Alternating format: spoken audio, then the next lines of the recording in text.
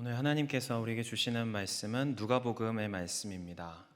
누가복음 24장 1절에서 12절까지의 말씀을 우리 교독하면 좋겠습니다. 1절부터 교독하고 마지막 절 함께 읽겠습니다. 안식 후 첫날 새벽에 여자들이 그 준비한 향품을 가지고 무덤에 가서 들어가니 주 예수의 시체가 보이지 아니하더라.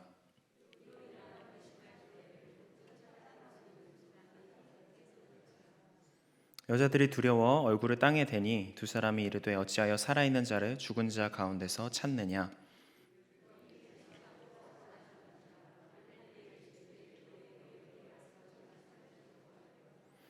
이르시기를 인자가 죄인의 손에 넘겨져 십자가에 못 박히고 제3일에 다시 살아나야 하리라 하셨느니라 한데, 무덤에서 돌아가 이 모든 것을 11사도와 다른 모든 이에게 알리니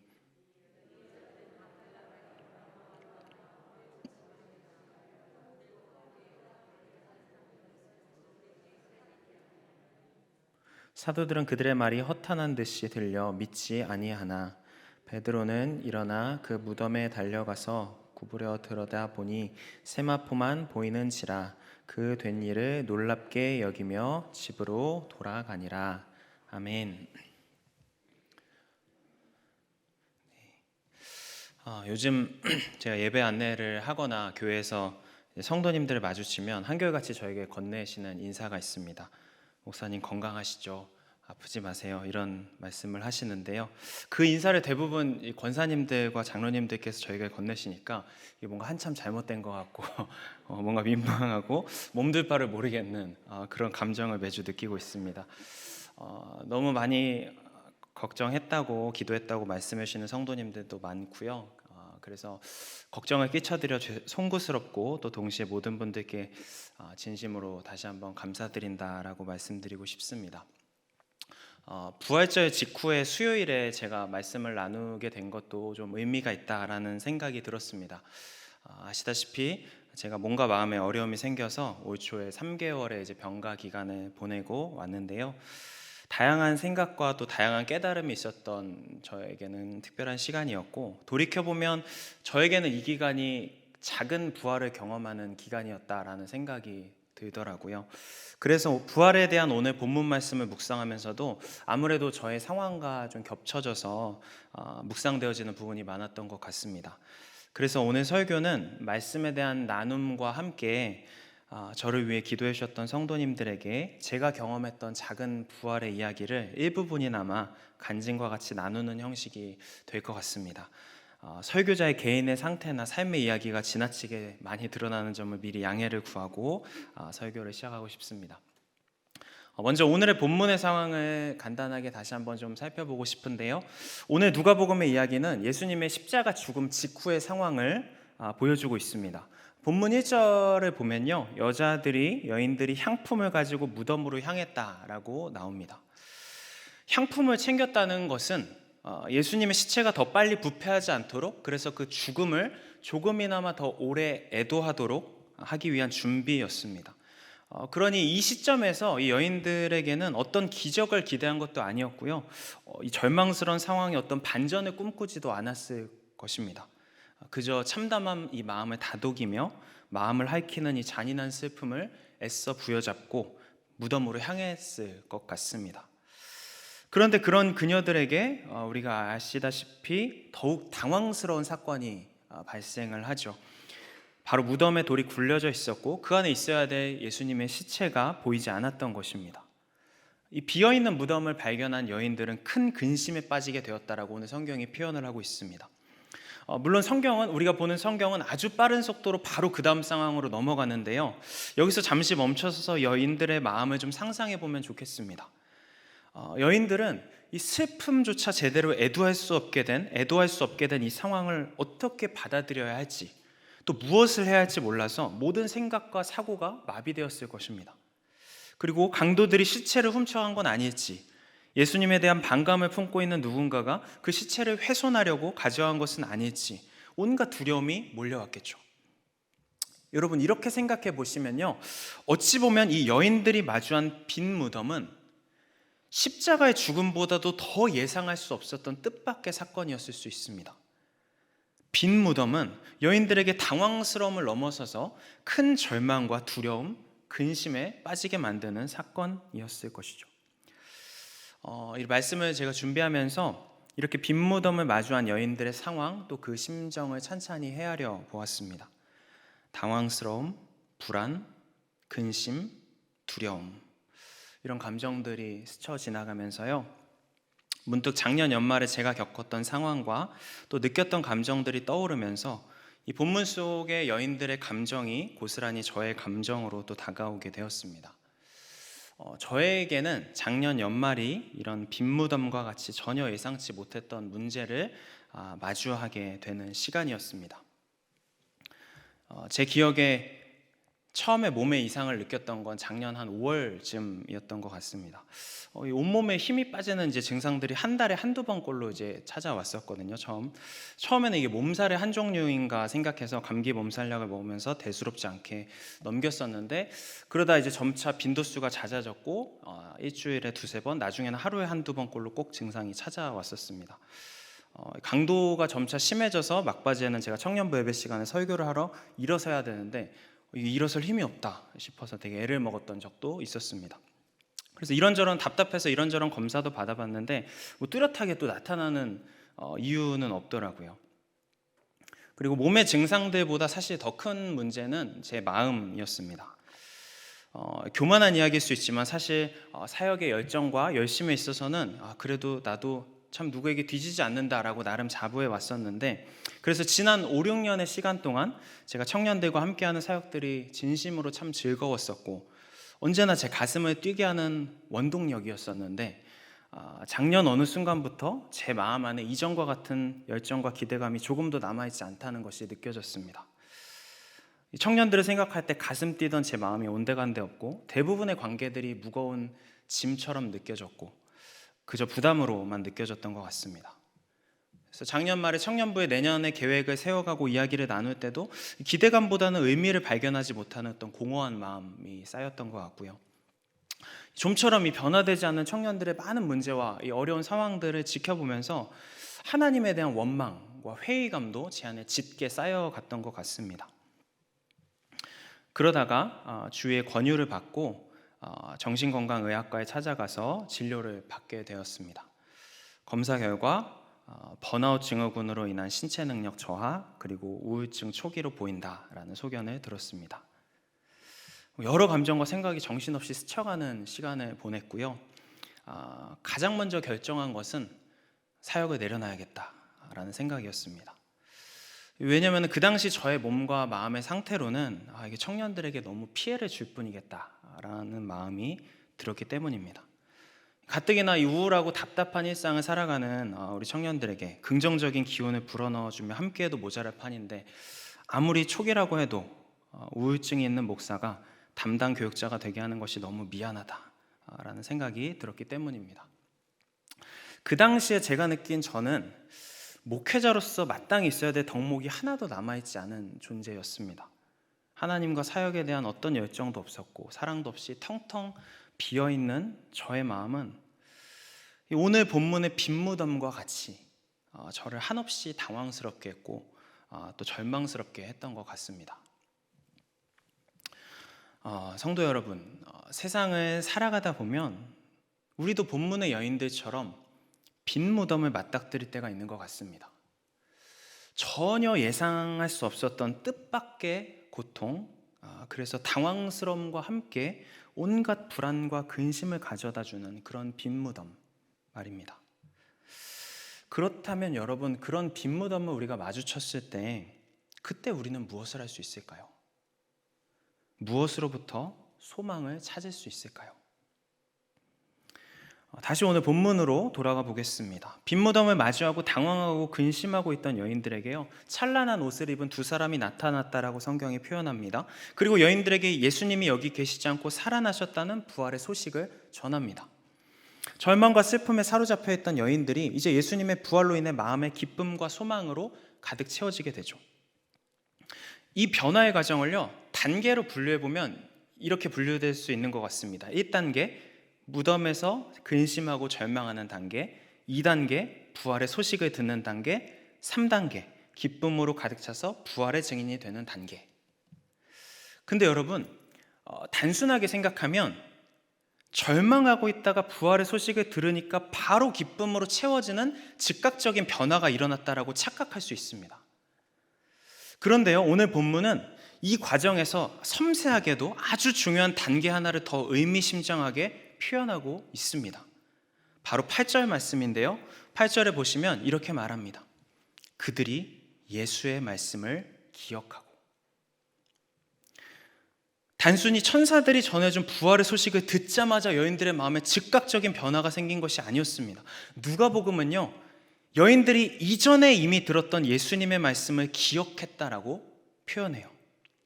절망과 슬픔이 너무 커서 기억 저 멀리 잠시 사라져 있던 말씀들이요, 무의식 속에 가라앉아 있었던 그 말씀들이 다시 의식의 영역으로 떠올라서 기억되었다라고 표현하고 있습니다. 말씀이 기억되었을 때 근심과 절망의 공간이었던 빈 무덤에 비로소 부활의 광채가 비춰오기 시작했습니다. 그 기억된 말씀은 여인들의 절망을, 슬픔을 부활의 소망으로 변화시키는 힘이었던 것입니다. 우리가 읽진 않았지만 바로 오늘 본문에 뒤이어 나오는 엠마오로 가는 제자들의 이야기도, 그 이야기에서 나타나는 제자들의 변화도 유사한 점이 있습니다. 예수님의 죽음으로 인해 참담한 절망과 슬픔에 빠진 제자들이 길을 걷지 않습니까? 그들에게 부활의 주님이 찾아오세요. 그런데 여러분, 곰곰이 다시 한번 본문을 보시면 마찬가지로 부활의 주님이 찾아오자마자 변화가 생긴 것이 아닙니다. 오히려 못 알아봤어요. 언제 이 제자들의 마음에 슬픔이 걷히고 부활의 빛이 찾아옵니까? 32절에 보면 이렇게 말합니다. 길에서 우리에게 말씀하시고 우리에게 그 성경을 풀어주실 때에 우리 속에서 마음이 뜨겁지 아니하더냐. 무슨 말인가요, 여러분?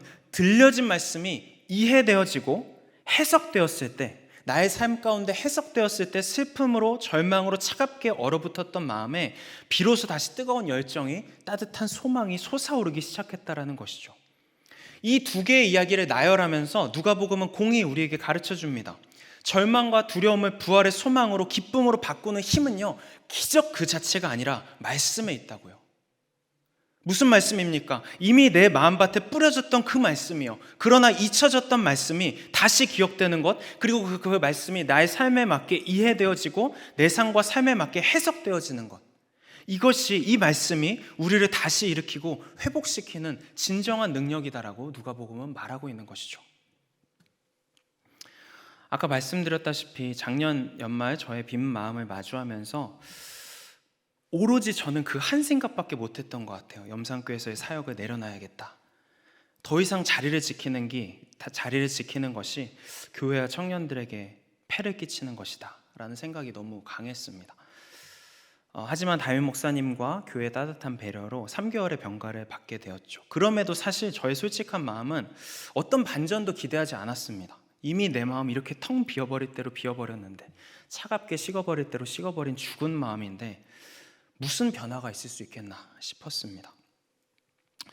그렇게 제 존재와 삶에 대해서, 또 목회에 대해서 자신이 없었고, 사역의 길이든 신앙의 길이든 삶의 길이든 그만두고 싶고 포기하고 싶은 마음이 컸던 것 같습니다. 그런데 병가 기간 동안 저에게 다시 기억된 말씀들이 있었습니다. 병가 기간 중에 제주도에서 저 혼자서 시간을 보내면서 저의 마음을 돌아보는 시간을 가진 적이 있었습니다. 전화나 SNS 모든 연락을 다 단절하고 오롯이 혼자서 저의 빈 마음을 관찰하고 살펴보면서 이제 올레길을 걸었었는데요.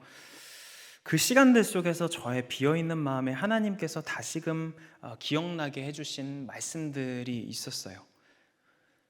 그 중에 하나는 사실 거창한 말씀도 아니었고요. 교회에서 어려서부터 제가 수백 번은 들었을 법한, 그래서 늘상 너무 뻔하다고 생각했던 한마디였습니다. 그럼에도 하나님이 여전히 나를 사랑하신다. 하나님이 아무 조건 없이 나를 사랑하신다. 제가 너무 뻔한 말이라고 생각했었거든요. 근데 이 말씀이 저의 빈 마음 가운데 기억되고 들려지니까 힘이 있더라고요.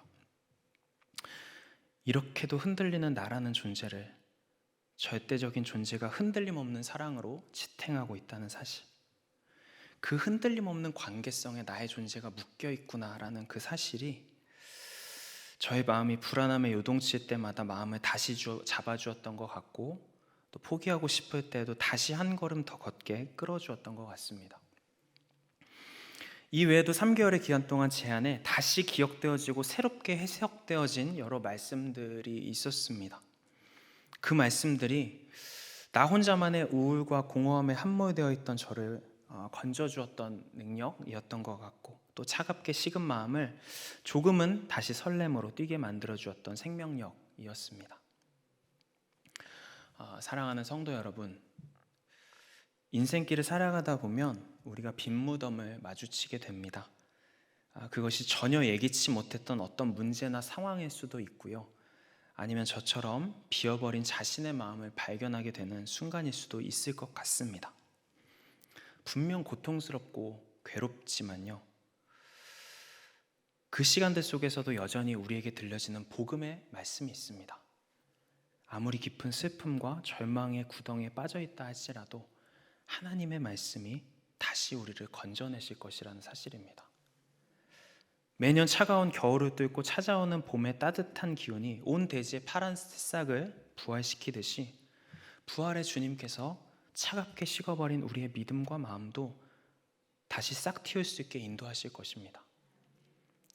여러분, 죽음도 끊을 수 없는 그 사랑과 신실함이 우리를 결코 포기하지 않으시고 말씀의 능력으로 몇 번이고 다시 숨쉬게 하실 것입니다.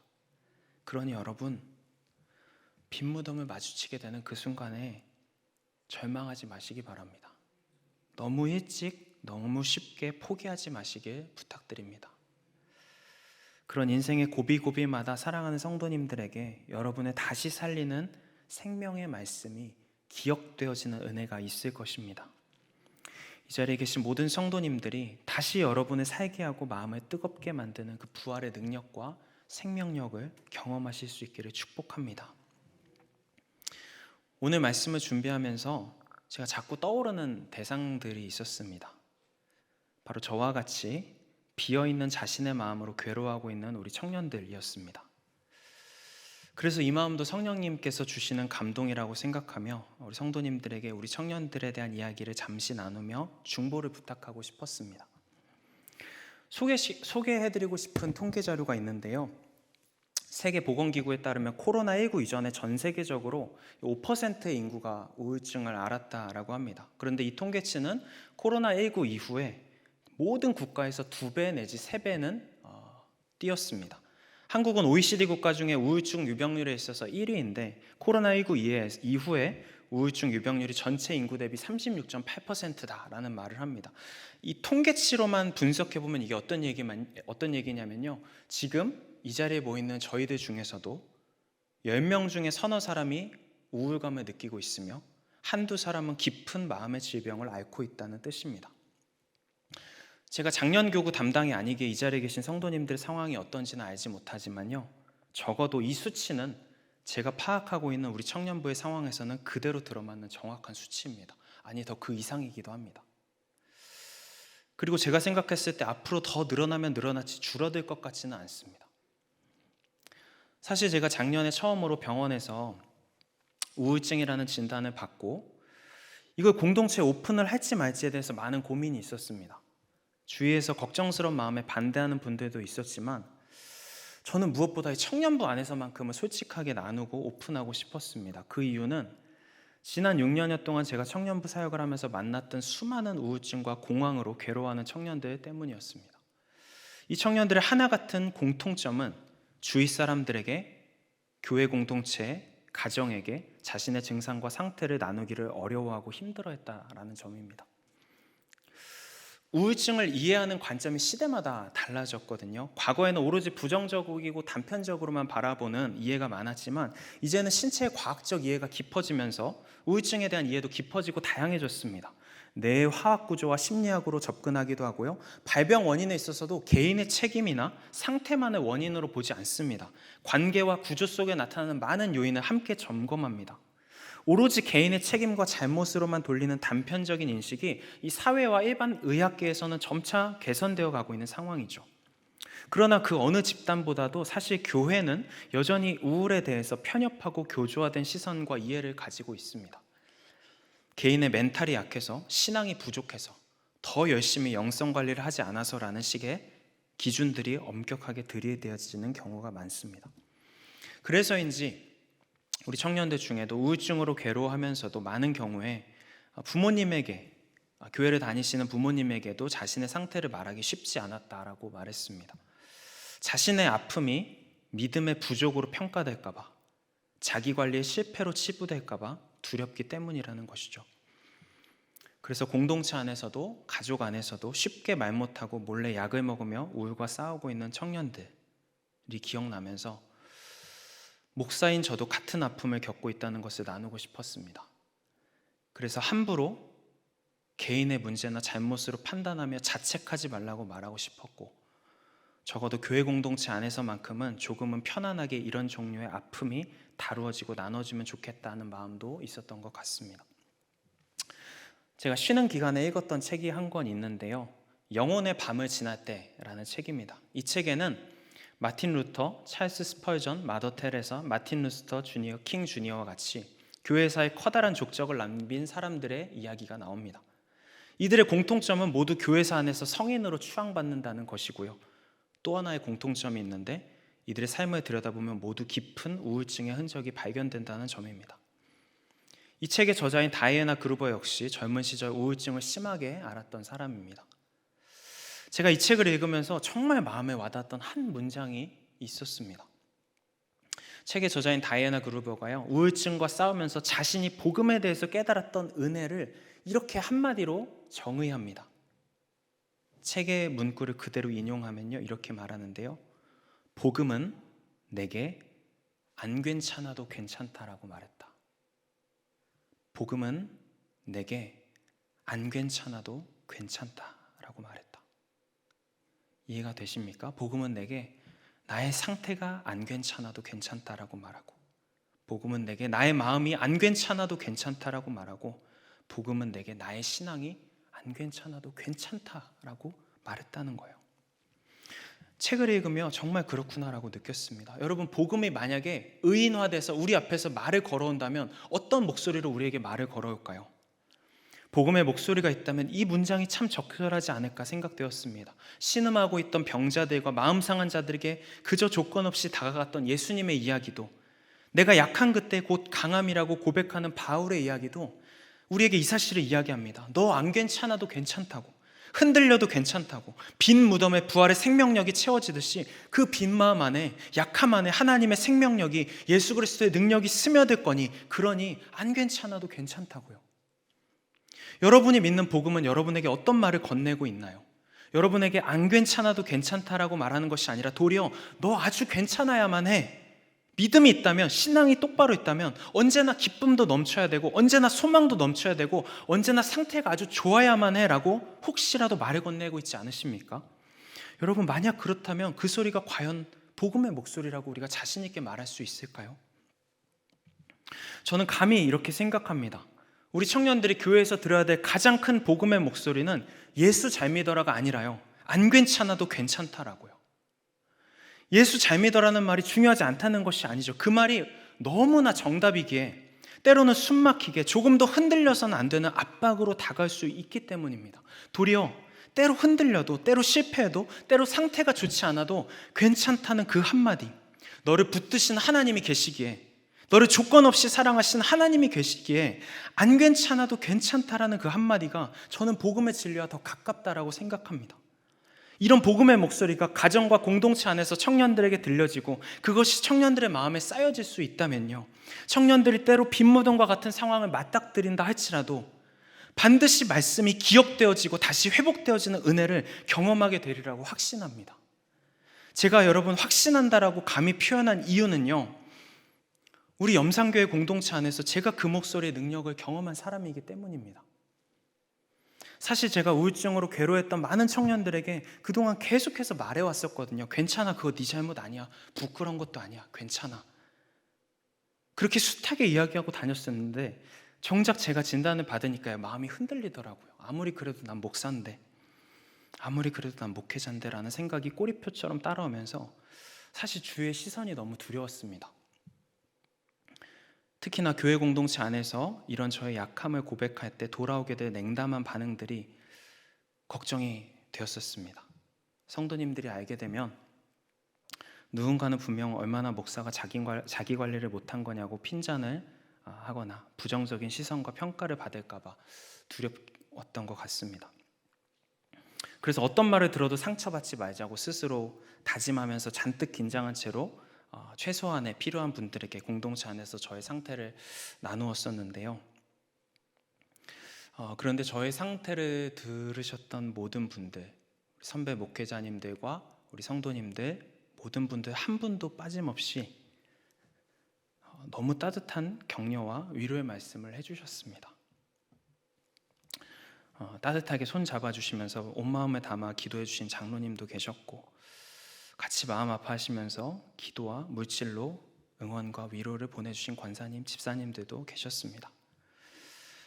담임 목사님께서도 친아버지와 같이 따뜻하게 위로해 주시면서 응원해 주셨고, 당회에서도 저의 상태를 살펴주시고 쉼을 허락해 주셨습니다.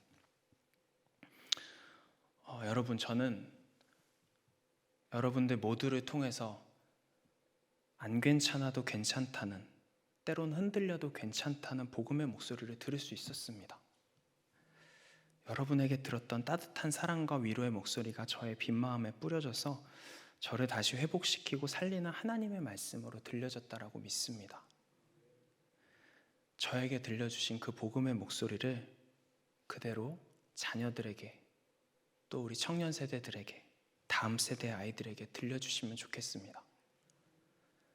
코로나를 겪으며 더욱더 관계의 단절을 겪으며 홀로 외로움과 고독 속에 괴로워하고 있는 세대입니다. 누구도 예측할 수 없는 세상을 살아가며 미래에 대한 막막함으로 더욱 불안함을 느끼고 있는 세대입니다. 우리 다음 세대 청년들과 아이들이 살아갈 세상은 더욱더 깊은 절망과 공허함으로 밀어넣는 빈무덤과 같은 세상일지 모르겠습니다. 그러나 우리 다음 세대가 가정과 교회 공동체 안에서 자라나며 진정한 복음의 목소리를 들을 수 있다면 저는 소망이 있다고 믿습니다. 그렇게 해서 쌓여진 목소리들이 어느 순간 반드시 기억되는 하나님의 말씀으로 아이들 한 명 한 명에게, 청년들 한 명 한 명에게 다가갈 것이기 때문입니다. 그 복음의 말씀이 또다시 새롭게 해석되어 몇 번이고 우리 아이들을 다시 살리고 회복시킬 것이기 때문입니다. 부모 세대인 우리에게는 능력도 없고 소망도 없지만 우리에게 주신 복음의 진리에는, 하나님의 말씀에는 소망이 있는 줄 믿습니다. 그렇게 우리와 우리 자녀들을 살리고 회복시키실 부활의 주님, 하나님의 능력을 신뢰하며 살아가시는 우리 성도님들 되시기를 축복합니다. 그래서 이 자리에 계신 한 분 한 분이 빈 무덤과 같은 세상 속에서도 부활의 향기 풍기며 살아가실 수 있기를 주님의 이름으로 축복합니다. 함께 기도하시겠습니다.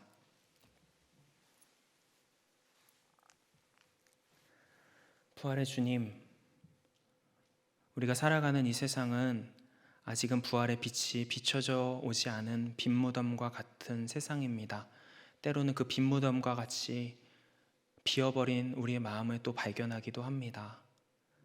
사랑의 주님, 우리가 그 순간에 있다 할지라도 우리 안에 다시 한 번 더 주님의 말씀이, 복음의 진리가, 참 생명의 그 목소리가 기억되어지는 은혜가 있게 하여 주시옵소서.